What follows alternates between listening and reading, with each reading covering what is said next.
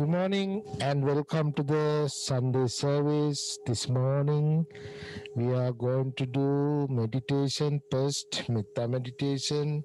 After the meditation, Reverend Sraddha is going to give a Dhamma talk. After Dhamma talk, question and answer and chanting.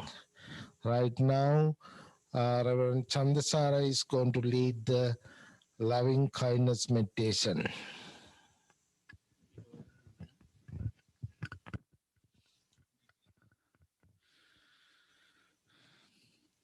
Good morning to everyone. This is a time to do loving kindness meditation. I'm borrowing this insight from a sutta called Karaniya Matta Kusalena. Karaniyang Atta Kusalena. That is a sutta, so it includes how to cultivate loving kindness meditation. So here I'm focusing only on 3 steps. It basically mentioned 3 steps. First one is we are wishing may all the living beings, if I say living beings, I also include, be free from physical illness. The second step is may all the living beings be free from danger. And the third step is may all the living beings free from psychological illness, disturbances. So let's continue this loving kindness meditation. You will have enough space to do meditation. That's why I'm not going to repeat all the things. Just remember these 3 steps so you have enough time. Let's start now. May all the living beings be free from physical illness. May all the living beings free from danger. May all the living beings free from psychological illness. Let's continue this thought, powerful thought, until we hear the bell sound.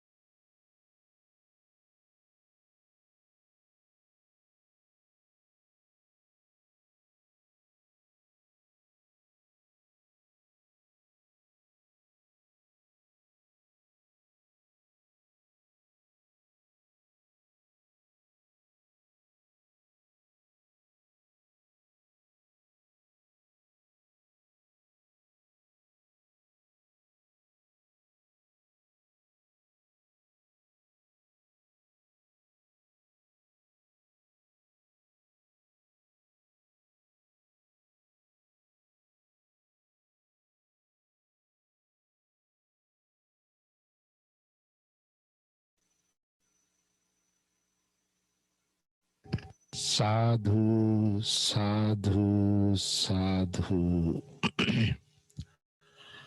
uh, Thank you, Venerable Chandasara, leading the meditation. Now it's time for the Dhamma talk. Today, Dhamma talk is going to give Reverend Sraddha. He's one of the Reverend Karuna is one of the best students and the good members of BMC. Um, Before his talk start, I want to say a few things. Uh, I believe most of our members are listening at this moment. We are thinking to open the temple end of the May, which is the Vesak celebration. We are going to plan. We are thinking to do around the May, I believe May last week, May full moon day of the May. So in that time, I hope all our members can participate to the temple because most of the members, I believe they got ready COVID vaccine, including myself, and we all the monks, I believe we got ready vaccine. And even, we got vaccine, we have to be careful. We are planning to do the Vesak celebration around the end of the month of the May. So just only thinking, so I need some ideas about the members. So I will contact later personally or some members. And right now, I believe, Sraddha, you are there? I'm here. Okay, you can start your Dhamma talk, okay? Okay, thank you. All right, thank you. May you all be well, happy, healthy, peaceful, and free from suffering. May no harm come to you. May no difficulties come to you. May no problems come to you. May you always find fulfillment. When I'm sitting here zooming and looking at the temple, I have a great yearning to be there in person.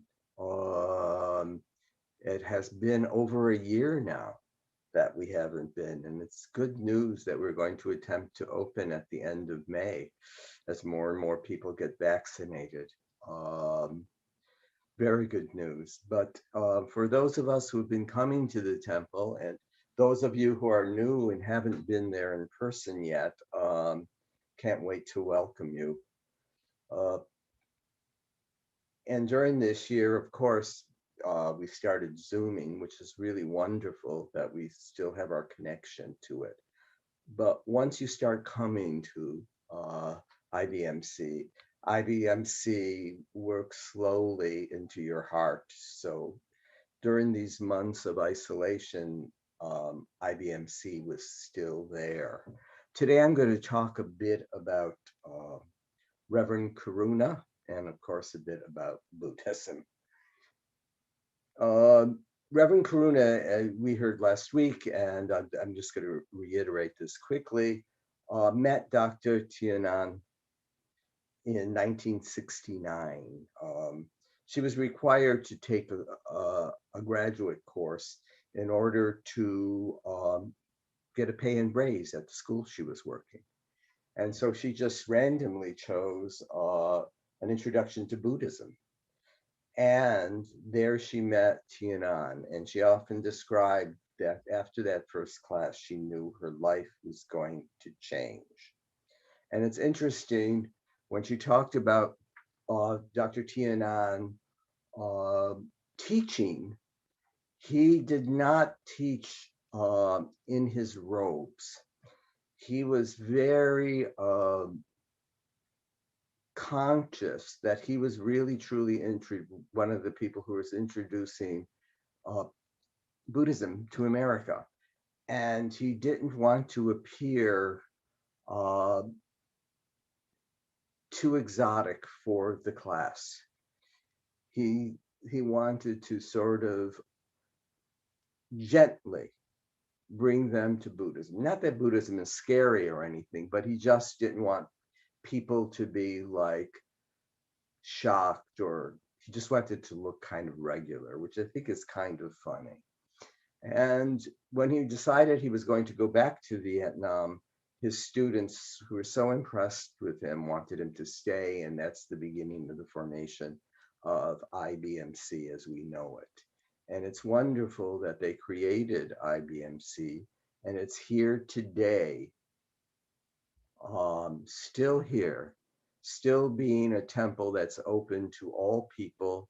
All forms of Buddhism are welcome, and still run rather wonderfully by our new abbot. Well, he's not so new right now, but Reverend Chanting. So we're still here. Another important date in the formation of this chapel was in 1975, when refugees were coming in from a war-torn Vietnam and landing in Camp Pendleton. Tianan and Karuna made sure they were there. And their goal was to make these refugees who came in boats, to make them feel welcome in America, and to make them know that Buddhism was here. And they tried getting these people jobs. They often slept at the temple. So the temple has this really wonderful karma on helping people who were suffering at the time. In 1976, I believe she got her full ordination as a nun. And then in 1980, Tianan, at a young age, died and turned the temple over to Reverend Karuna. And she was the abbess until 2 years before her death in 2014. So that's the general sketching chronology of it. But I just want to talk, I will be talking to her about her, a bit about her personality and who she was, I think, spiritually. I'm going to quote something from the Diamond Sutra, which is one of my favorite quotes ever. It says, "Thus I shall think of the fleeting world, a star at dawn, a bubble in a stream, a flash of lightning in a summer cloud, a flickering lamp, a phantom, and a dream." Now, to me, even as a child, knowing nothing about Buddhism, knowing nothing about spirituality, I kind of felt that way. I kind of felt, what is life all about? Since you're born, you die. And it seems so quick. And it sort of terrified me. And the religion I was born into didn't seem to answer any of those questions to me. And it was interesting that although, I was born into an Italian Catholic family, my family wasn't that religious, but we had to go to Sunday school. I had to go to parochial school to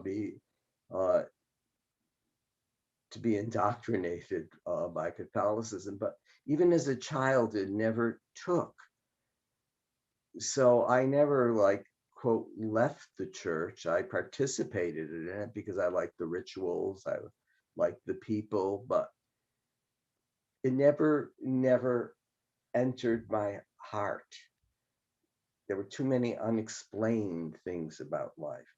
There was so much sin, I became terrified of it. And then I remember once Reverend Karuna telling me that she felt no one ever converted to Buddhism.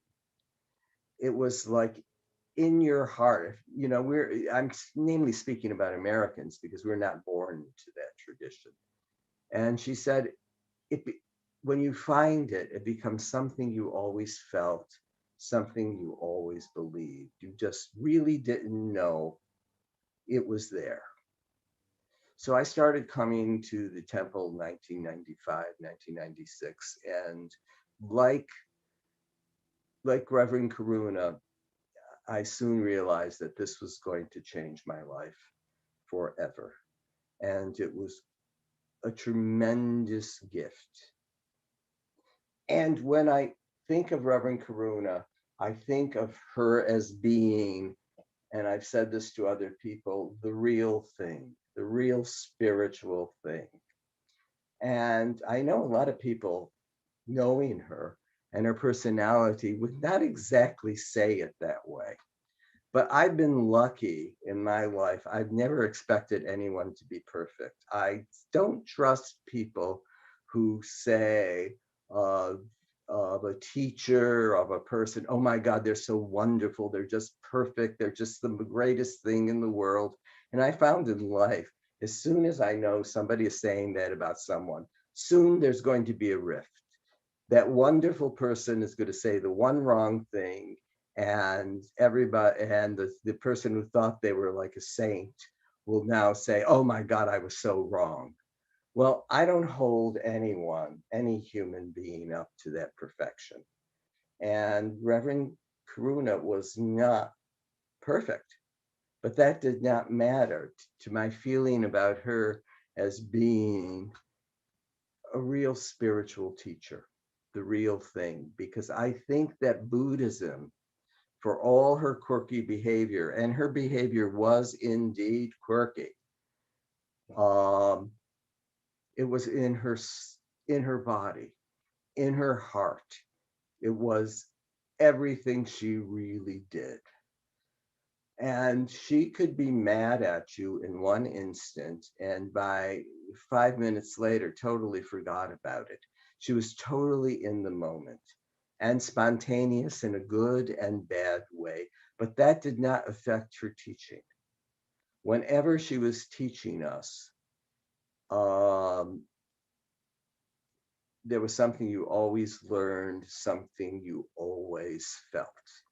And it was very important to her that our temple be open to everyone. You know, she enjoyed having Reverend Shanti here very much. She enjoyed having Pre-Retna Pri here as a monk who was another odd, wonderful character. Uh, and his education mainly was in the Pure Land. And we've had uh, Tibetan nuns here. So they wanted IBMC to be truly open, and we've continued the tradition right now. However, Reverend Shanti is our abbot, Theravadan, and so there are more Theravadan monks at the moment, which is absolutely wonderful, and it's to be expected. Um, and now, being educated and being ordained in the Zen Buddhist tradition, I am now learning more, and Theravadan is entering my heart like the Zen Buddhism did. Because I remember in reading Dr. Tianan's book, which I highly recommend, Zen, I highly recommend it.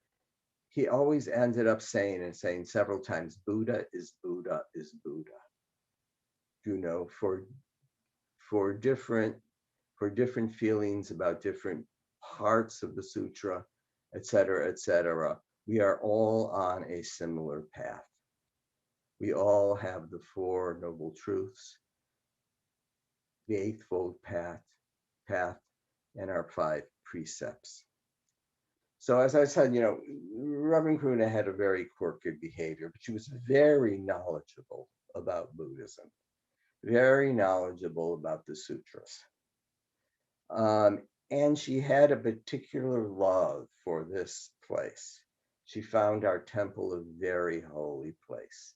Now, she may be arguing with people, but I had never, in all the years I knew her, and I didn't know her just yet, the temple we had many lunches, hundreds of coffees together. And that's where, in a way, I learned the most about Buddhism. I never heard her say a bad word about anyone. Never gossiped about anyone. And I think that's kind of amazing. And she absolutely, she absolutely loved her staff and their families.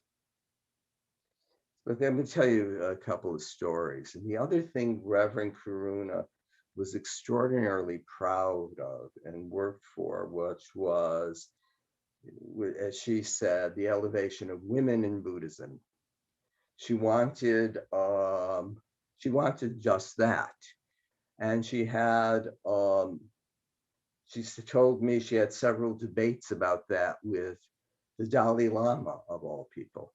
And the Dalai Lama told her that certain things she wanted, Buddhism was not yet ready for. But he said he still believed that. And this bothered, of course, Reverend Karuna. But when I was talking to her about her relationship with the Dalai Lama, who she met several times and corresponded with, I said, "What's he like?" And she described him as, "Oh, he's a real great guy." So I love the idea of Reverend Karuna and the Dalai Lama, her saying that he's a really great guy. So that's how I now think of the Dalai Lama. But it was interesting that was extraordinarily important for her. And years ago, the Dalai Lama came to the United States and was meeting with the Vietnamese community. And Reverend Karuna was so excited about that. And she wanted to take a few of us with her.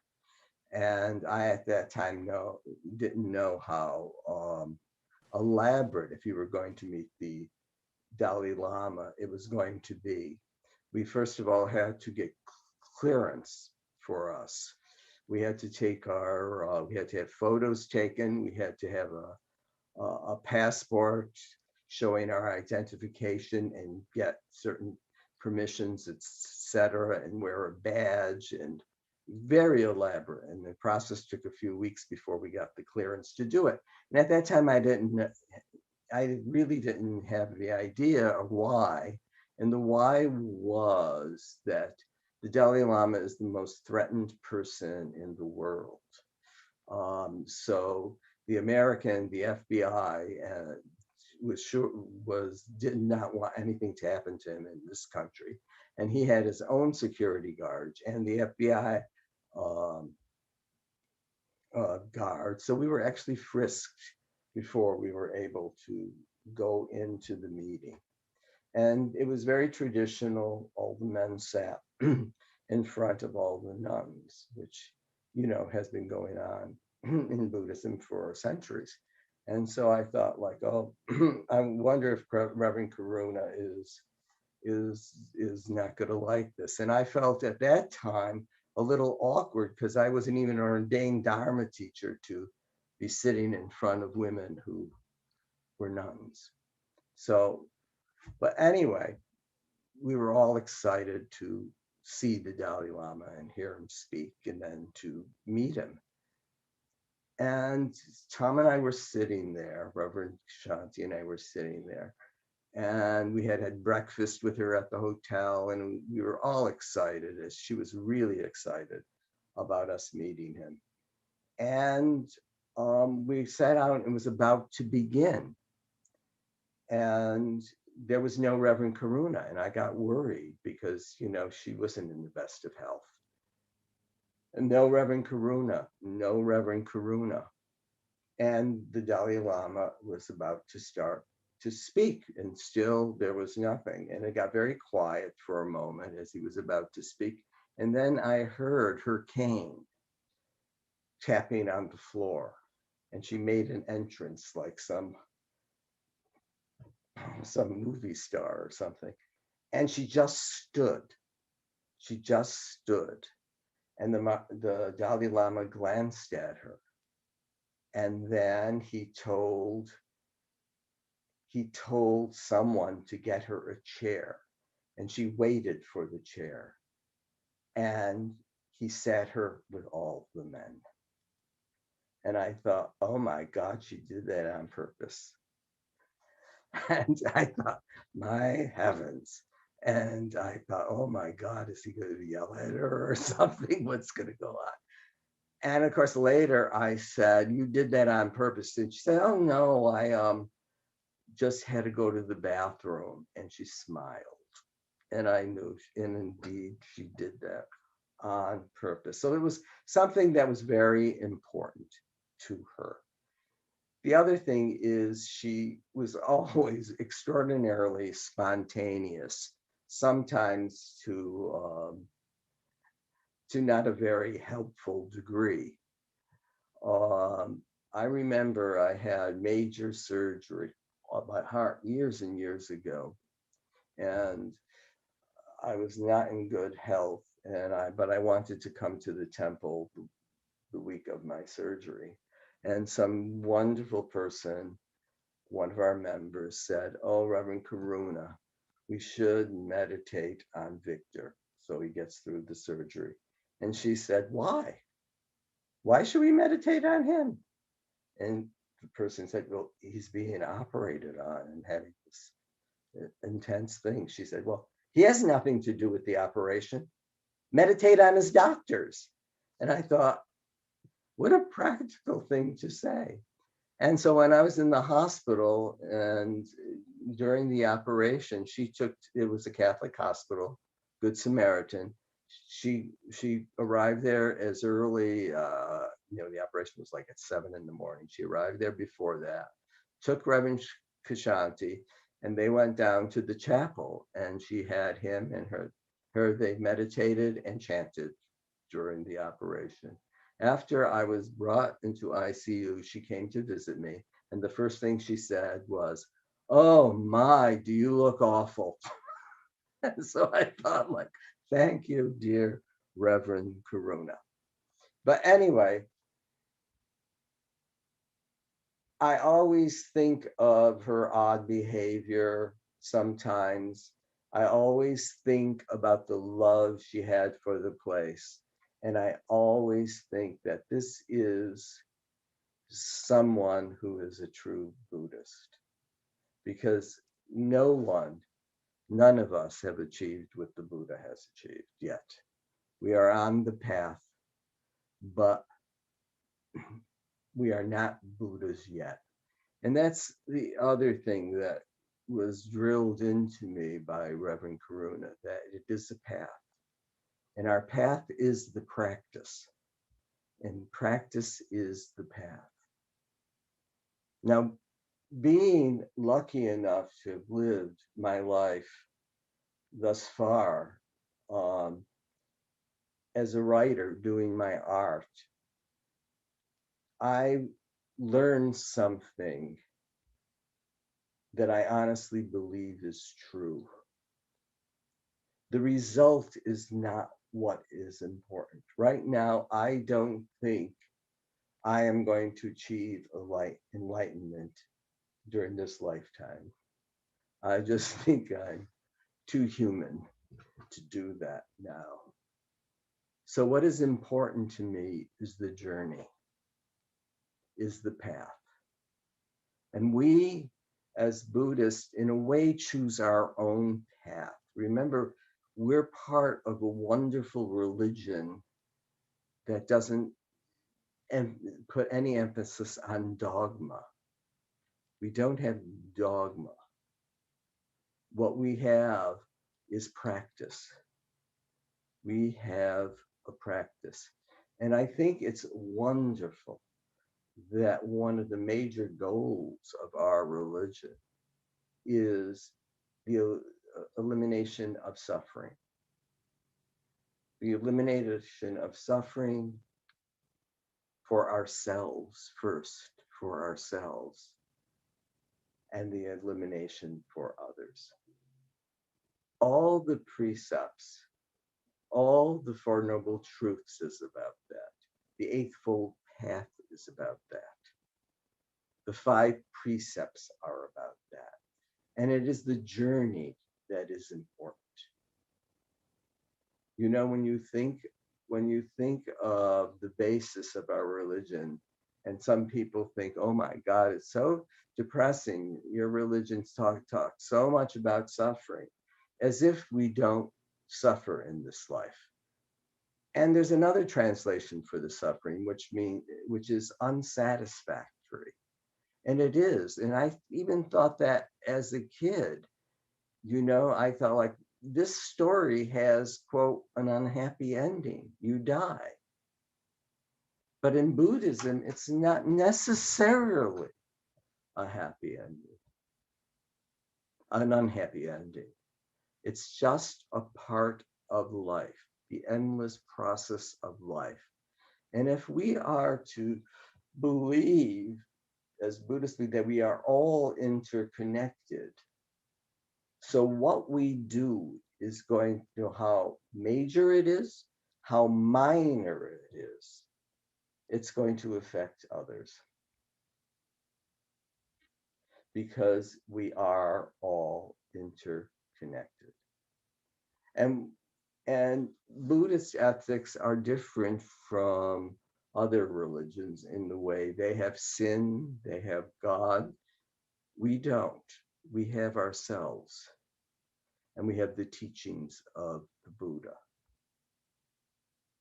And so therefore, a lot of the responsibility of our life depends on us. You know, the Buddha stated, if it's not working for you, then it doesn't work. And, you know, I named Sraddha, which means faith, Reverend Karuna, because I was the most skeptical person who she had at that time, gave her students names that we would eventually grow into. But in Buddhism, faith comes along with great doubt. So it's not wrong for us to question, to search. But the important thing in Buddhism is, you know, as you study, as you learn about it, knowledge is important, but it's the practice that makes you a Buddhist. I love what Reverend Kusala always says when people say, you know, my mind is wandering during meditation, et cetera, et cetera. He says, keep doing it, just doing it. We are a religion of doing. Buddhism is an active religion. It's an alive religion because it exists within us. It exists within us to help others and to help, namely, ourselves. Because, you know, at first I came here all political about this cause and that cause, which I still am. But slowly, as Buddhism took to me, I knew I better start changing some of myself. Because then the effect you have on others is even stronger, and your ego diminishes. And our ego is the thing that gets us in a lot of trouble. So it's the path. It's the path in our practice. And we define our own paths. But I'm not like, I don't know, I'm not of the sort of the moment where people are using mindfulness, this and mindfulness, and creating their own religion. That's fine if it's helpful to them, but it's not necessarily Buddhism. Our compassion has to come along with wisdom. And we have to deal with those precepts, you know, to practice not killing, to practice not lying, to practice not taking what is not given, to practice not engaging in sexual misconduct, to practice not taking intoxicants. And the reason for the intoxicants is there because if you're intoxicated, you're most likely to break the other precepts. But it's not a commandment. It's a thing we think about. It's a thing we process. Not that we don't get away with it. You know, some people say, well, you know, you got to pay for this, you got to pay for that. Well, we have karma that accumulates. Skillful actions create good karma. Unskillful actions create bad karma. So what I've done is I think about these precepts. I think about our Eightfold Path, which is our way out of suffering in this life. You know, great effort, great concentration, mindfulness, good speech, action, livelihood, good understanding, good thought.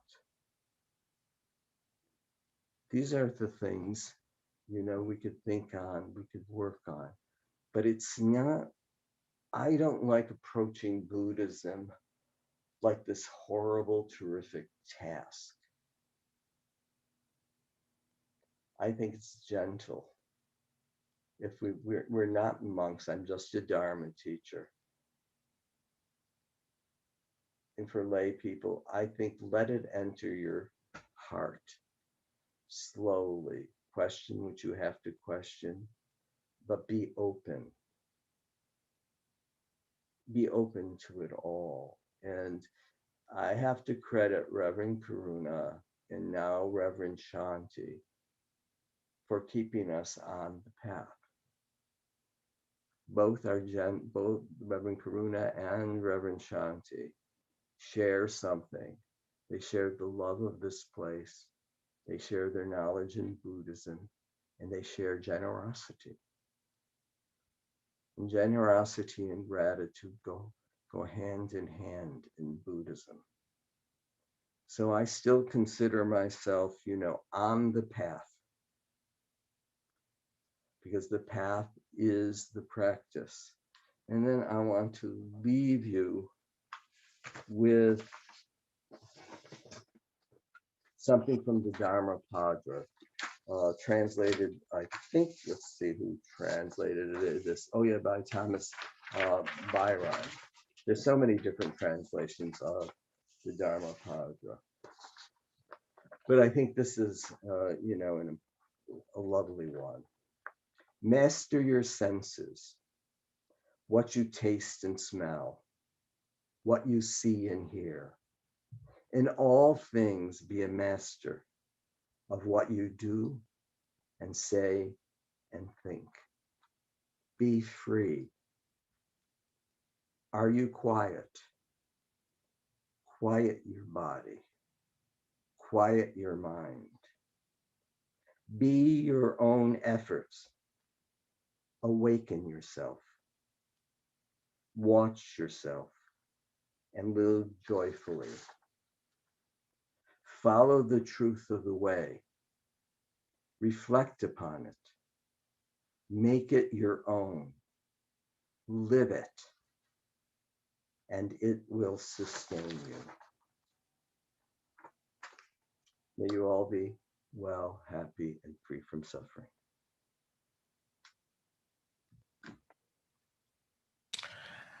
Thank you very much about your lovely talk about the Reverend Karuna. I have a lot of experience traveling with the Reverend Karuna. I traveled to many places. I went one time Mongolia with her. I went to the Korea. I went to Japan. I went to Taiwan, Singapore, Sri Lanka. Many times she went to Sri Lanka. Every year, whenever I go to Sri Lanka, she say, I want to go. Lot of trouble on the way everywhere. But it's fun. It's very nice. Anyway, thank you again. If anybody want to say anything or anybody have any question, come on, please. We have a little time. Hi, Victor. Hi. Thank you so much for such a lovely talk. And again, for the reminder that it is a practice, it is a personal practice. And funny that you mentioned that you're not clinging to the idea that you'll be enlightened in this lifetime. Maybe that's what will get you enlightened. I like I like to think that clinging on to that it takes away from the practice, and I appreciate you once saying, "Is it working for you?" Because that sort of brought it back to me. So, in any event, thank you again for the very loving stories about Reverend Karuna. I do have a question. You said you came to IBMC in the mid-90s at the infancy of the internet. How did you find it? And what brought you to it?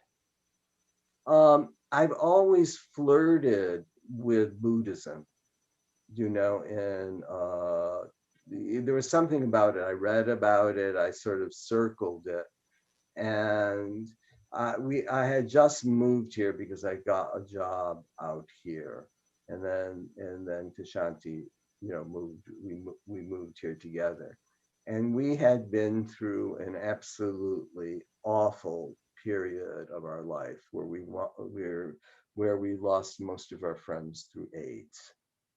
And I was sort of burned out working at GMHC and seeing so many people die. So I was ripe for answers. I was very vulnerable in a way spiritually, and the religion I was born in didn't have any answers to it. And I found answers in Buddhism. I found, first of all, when they said people are suffering, you're suffering, but there's a way out of it. And suffering, as you know, is different from pain. The Buddha experienced pain, but your mind can turn that into suffering. And that all made sense to me. And I was carrying my suffering with me. And I had to learn how to experience the pain of loss and not continually suffer in life because of it. And Reverend Karuna helped me with that a great deal. So that sort of hooked me into Buddhism. Does that answer you? The other part is, because I found it through the internet research. It's there. How did I find it? Practically? Back then. Yeah, but by practically, I read that somebody was giving a Buddhist talk in West Hollywood, and I live right near West Hollywood. So I went, and it was Reverend Vajra who was talking. And then after it, I asked him some questions and stuff. And he said, "Why don't you come to the temple I go to?" And he gave me the address, and I looked it up. I didn't look it up because you couldn't look it up. And I arrived, and I was lucky enough that day Reverend Karuna was speaking. And I found it really intriguing what she was saying. So I came back the next week, and I came back the next week. And Tashanti would drive me there and wait in the car and read the paper, because he believed at that time he was a confirmed atheist. And so I said one time, "You've got to come in and hear these people."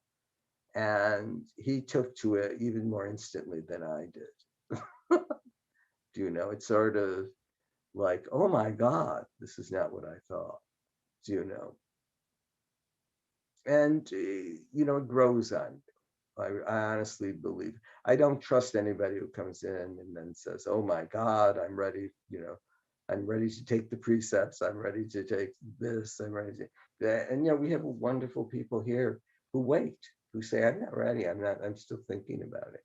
And when Reverend Karuna was doing that, you had to wait, I think 3 years before you were allowed to take the precepts. You had to keep coming and thinking about it. Because I quote this all the time.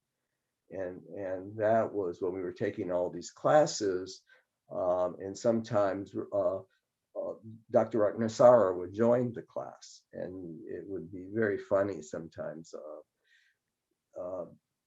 Reverend Karuna and Dr. Ratnasara would argue about doctrine, but it would be like really hilarious because both of them had true respect for one another.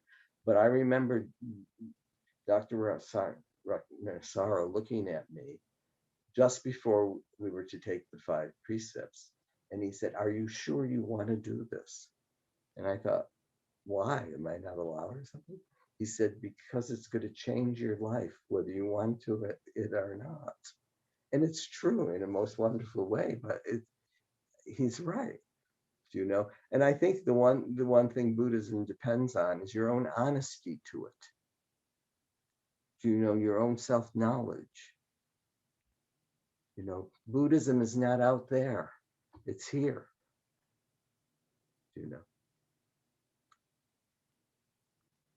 But that's my story. Thank you. Not everybody else's. We all have our stories. Thank you, Sraddha. Again, thank you so much. I will call sometime for you regarding the opening, around the Vesak time. Okay. All right, we're going to chant page 4 and page 10. Namo tassa arahato samma sambuddhassa. Namo tassa bhagavato arahato samma sambuddhassa. Namo tassa bhagavato arahato samma sambuddhassa. Buddham saranam gacchami. Dhammam saranam gacchami. Sangham saranam gacchami. Sentient beings are numberless. I vow to save them all. Deluding passions are inexhaustible. I vow to end them all. Dharma gates are limitless. I vow to study them all. Buddha's way is supreme. I vow to attain it. May suffering ones be suffering free, and the fear-struck fearless be. May the grieving shed all grief, and the sick find health relief. Om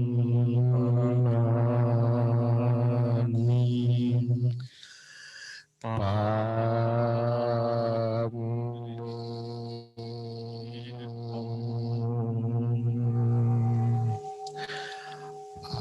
Thank you again. Thank you all the monks, and thank you Asan. Thank you Sraddha, and thank you everybody again. Next Sunday, April 1st Sunday, Reverend Kusala is going to give a Dhamma talk. I hope you will join in that day also. Again, by the power of the Buddha, Dhamma and the Sangha, by the power of all the Bodhisattva, you will be well, happy and peaceful. Thank you again. Sadhu, sadhu, sadhu.